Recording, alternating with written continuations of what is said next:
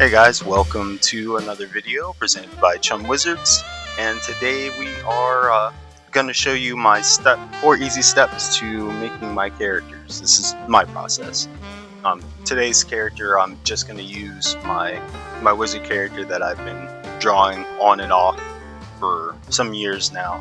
I feel like anybody that is an artist or a creative, if you are making something that doesn't exist out of either existing materials, be it like sculpting or on a piece of paper or digitally like I am,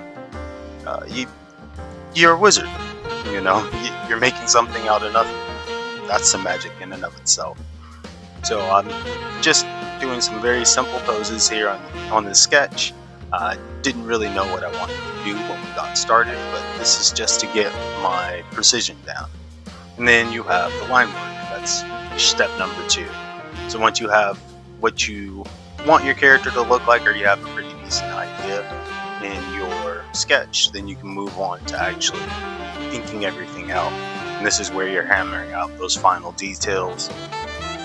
And obviously with these 4 steps, when you get to the line art, that's where you want to be more precise. But when you're working digitally, there's half the fun of it. You can always go back and erase if you're not completely happy with what you're doing.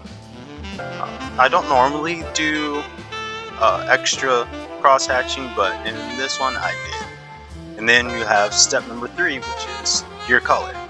I put down my basic colors and I try and determine what kind of balance I want with my drawing at this stage, because in the initial sketch, I'm only thinking in black and white, so I'm thinking more about where the lights and darks are going to be, and not so much what the actual color is going to be. Color is something that I find that I still can push myself more on, but that's half the fun.